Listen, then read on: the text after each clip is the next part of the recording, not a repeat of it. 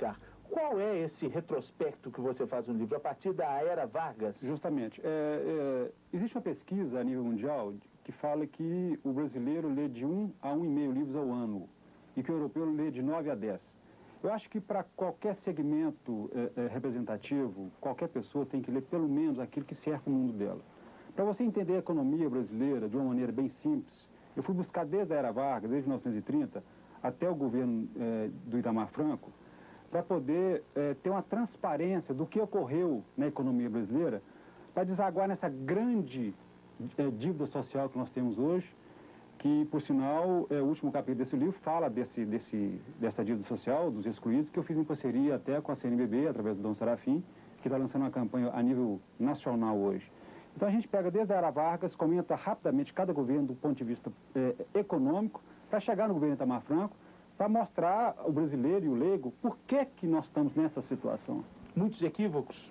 Muitos, principalmente da elite dirigente do Brasil, que faziam planos anteriormente dentro dos gabinetes com ar-condicionado, sem ver a característica de cada recanto brasileiro. O Brasil é uma imensidão, as características regionais são fantásticas, e isso é que agravou a situação brasileira. Eu acho que o centralismo e a falta de sensibilidade de alguns governantes, principalmente de 1964 para cá, fez com que o Brasil caminhasse para um lado onde a maioria das pessoas não tiveram oportunidade e acesso de ter, de gozar de saúde, alimentação, educação e etc.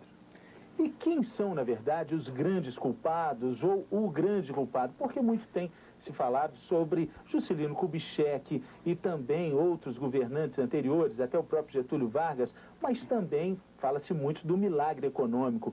Qual foi o grande culpado, o grande detonador da nossa inflação, que agora, como eu disse no início, parece que está controlada? Eu quero dizer o seguinte, eu acho que na verdade, o livro, eu não procuro buscar culpados no livro. Eu coloco o livro numa linguagem bem acessível e busco, através da história, alguns aspectos que realmente fez com que a economia brasileira ficasse praticamente engessada e, do ponto de vista, sem reação. Em primeiro lugar, a gente precisa de fazer um paralelo, explicar o seguinte: existe a crise institucional brasileira, que é a crise do Estado, tá certo?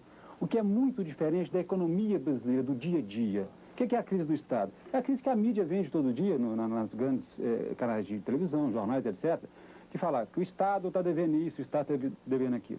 E não tem nada a ver com o dia a dia do camelô, do microempresário, etc., etc., exceto aqueles segmentos que dependem sistematicamente de alguma ação governamental. Então, primeiro, a gente tem que separar isso. O Brasil não é a crise, não é essa crise generalizada. Porque de um certo período para cá, o que se especializou no Brasil foi que inúmeros profissionais liberais se especializaram em discutir a crise brasileira. Nós não podemos mais discutir a crise, nós temos que discutir desenvolvimento. Nós temos que vender a imagem do desenvolvimento. Existe um dado da Polícia Federal que mostra que a evasão de jovens do Brasil para o exterior, buscando oportunidades de negócio e oportunidades para ganhar vida, é uma coisa fantástica. Sendo que, às vezes, a solução econômica dele está na própria esquina da casa dele. Então, isso tudo depende do mundo que a pessoa vive. Quando eu fui buscar essa pesquisa da era Vargas até hoje, é para mostrar a esse cidadão que ele está equivocado com isso. Então, você pega lá a primeira parte do governo Vargas, quando o Brasil deixa de ser uma grande fazenda rural para ingressar na indústria. Então, o Vargas cria a CSN, depois cria a Vale do Rio Doce e tal. Depois sai do governo, entra o Dutra, que abre a economia do país numa hora errada, ele quase praticamente aniquila toda a indústria brasileira, congela o salário na época por 5 anos, desde aquela época existia o congelamento. Depois volta o Vargas, dá um outro desenvolvimento para a economia brasileira, vem o suicídio, depois vem assume o Café Filho, que era seu vice, depois o Nereu Ramos e tal, depois vem o Juscelino, que já pega um pouco da preparação que o Vargas fez para o Brasil sair da grande fazenda rural para a industrialização. Aí vem o Juscelino, que chegou com um plano de metas, 50 anos em 5, e não tinha outra opção senão desenvolver o Brasil. Para desenvolver o Brasil, ele tinha que ter dinheiro emprestado, para poder preparar o Brasil para as populações seguintes. Então, uma característica do governo Juscelino, naquela época nós tínhamos 50 milhões de habitantes. Então, para o país crescer, teria que ter estrada, teria que ter indústria, teria que gerar emprego, etc, etc. Então chega um ponto que o governante ele não pode ficar com medo de fazer dívida. Ele tem que investir. E descentralizar também. Descentralizar. Então Juscelino, ele teve uma coisa que é primordial, porque ele teve democracia e desenvolvimento, que é uma coisa fantástica em país de terceiro mundo. Então Juscelino investiu no Brasil, ele preparou o Brasil para a industrialização. Depois veio o Jânio Quadros, veio o processo político de renúncia do Jânio, e veio o João Goulart, veio a Revolução de 64, aí o Brasil começa a entrar num processo de centralização administrativa e política, com cassação dos direitos políticos de inúmeras e inúmeras lideranças que nós tínhamos na época, inclusive empresariais, e começa o processo de aniquilação da cultura e da inteligência brasileira. Aí o Brasil começa a entrar num processo de equívocos, porque ele começou a engessar o Estado. Em vez de ele investir em determinadas coisas do Estado, o que é que ele começou a fazer? Ele começou a crescer o número de estatal. Não havia dinheiro que chegasse para poder crescer essas estatais. E dentre esses ciclos aí que você enumerou, esse parece ter sido o maior de todos eles. Foi. Por exemplo, aí depois da Revolução, quando veio o milagre econômico no governo do Médici, o Brasil cresceu industrialmente, tá certo? Mas ele teve alguns equívocos, por exemplo, nessa época nós chegamos a ter o aparecimento de 230 estatais no Brasil. Então você vai vendo que a história, ela não perde o trem, vamos dizer assim, porque hoje você fala em privatização. Você está privatizando o quê? Privatizando o que naquela época foi estatizado, que hoje não tem função mais.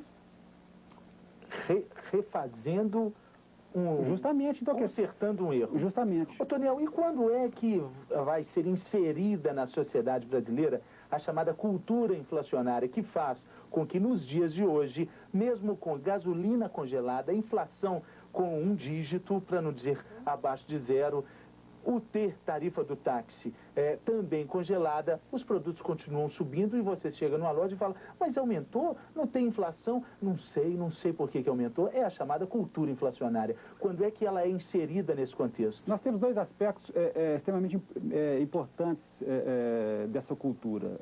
Em primeiro lugar, a geração pós-64, e até um pouco à frente dela, ela ficou um pouco insegura porque ela perdeu o ponto de referência. Então, qual que é a referência dessa geração? Essa geração passou a ter uma mentalidade o seguinte, de que seguro naquela época era você fazer concurso para o Banco do Brasil, você entrar no Banco Central ou você participar de algum estatal. Então, o que aconteceu? O sujeito que saía da universidade, a primeira coisa que ele queria fazer é ter essa falsa segurança. Então, quer dizer, ele deixava de exercer a sua... Porque não ia ser mandado embora. Não ia ser mandado embora. Então, quer dizer, ele deixou de exercer a sua capacidade até de comerciante para poder criar empresa, para poder gerar emprego, porque ele via nessa cultura inflacionária mais segurança, quer dizer, ele praticamente preferia jogar o dinheiro na poupança do que ele fazer o investimento para gerar 1 ou 2 ou 3 empregos. Então essa cultura vem daí, tá certo? Então é o que eu falo, chegou o momento da gente dizer basta. É também do milagre econômico. Você não quis responder logo de início, mas acabou apontando aí uma série de fatores para deixar mais ou menos esse período como o grande causador de todos esses problemas econômicos. Principalmente pelo problema de divisão cultural desse processo, né? É quando a elite dirigente passou a exercer a influência sobre toda uma geração, sem que essa geração participasse, desde a comunidade do bairro até as grandes decisões. Foi exatamente durante toda uma geração. Toda uma geração. Aí em torno de 20 anos, né? É. Bom,